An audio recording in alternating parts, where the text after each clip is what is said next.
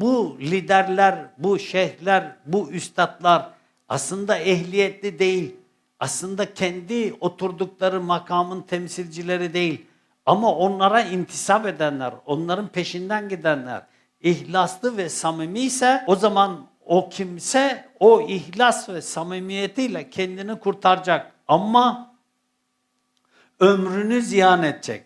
Hazreti Pir başka bir beytte diyor ki yanlış kapıya gitme, ömrünü ziyan etme. Yanlış kapıya gittiğinde ömrünü ziyan ediyorsun çünkü. Gittiğin kapı eğer bir sufi topluluksa o şeyhin bu konuda etkinliği ve yetkinliği var mı? O şeyhi kim şeyhliğini ilan etmiş?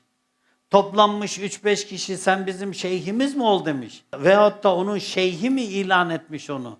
Elinde icazeti var mı? Bunu sor, sorgula bunu. Onun hani daha önceki beyitlerde vardı ya, onun süsüne aldanma.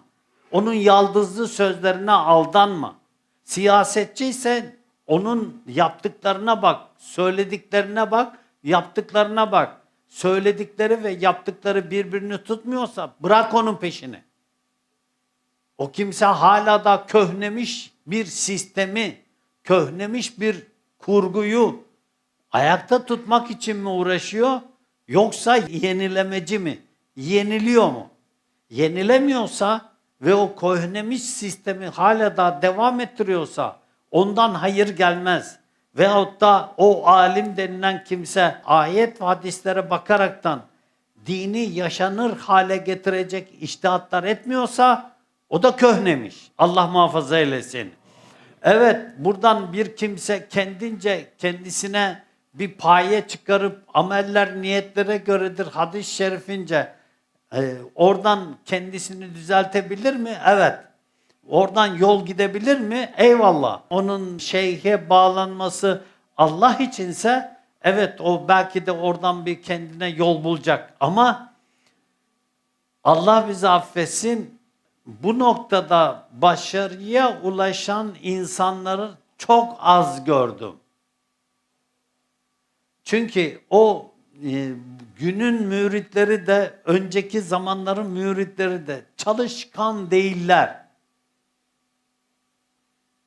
Vazifelerini çok iyi yerine getirmiyorlar.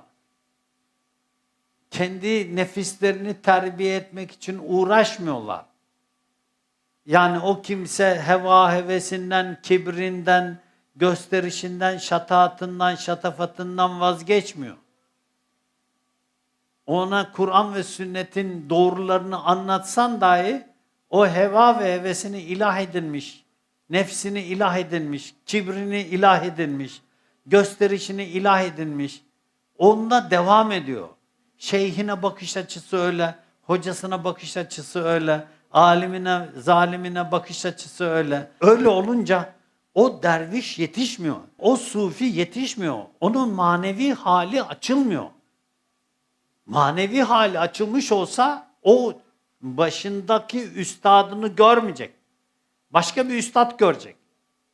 Hatta kimisinde öyle hamagatlık var. Bir yerden ders almış ama başka bir şeyhi görüyor. X yerden ders almış ama rüyasında başka bir şeyhi görüyor. Oraya gidip anlattığında da sen bizim eski şeyhleri görmüşsündür diyor. O dervişte de böyle bir hamagatlık oluyor. Allah muhafaza eylesin. O yüzden ama o kimse ihlaslı, samimi gitti bir yere intisap etti. Biz şimdi onu Allah'ın izniyle yine Hazreti Peygamber sallallahu aleyhi ve sellem Hazretlerinin hadis-i şerifiyle kurtaralım. İbn-i Mace'de geçiyor bu. Ümmetimden hata, unutma ve zorlama ile yapılan şeyler kaldırılmıştır. Bir kimse hata yaptı. O kimse oradaki o kimsenin nasıl bir kimse olduğunu tespit edemedi. İçtihadında hata yaptı. O mürşidi kamil değil mi? Mürşidi kamil mi? Bunu tespit edemedi. Ve gitti ona intisap etti. Bunu tespit edemedi, intisap etti ona, hata yaptı. veya bir şeyde unuttu.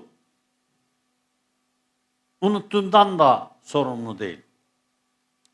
Veya zorlama ile bir erkek eşini boşadı. Bunu Hanefiler kabul etmemiş. Hanefiler demişler ki zorlamayla da olan boşama boşamadır. Korkutmayla da olsa boşama boşamadır. Ama bu hadis-i şeriften bazı mezhep imamları bu zorlamadan dolayı bunu normalde caiz görenler var. Şimdi böyle olunca o müridin yanılması, o müridin hata yapması mazur görülebilir. Ben hepsini şimdi gömmeyeyim. Allah için gidiyor bir yere intisap ediyor o kimse.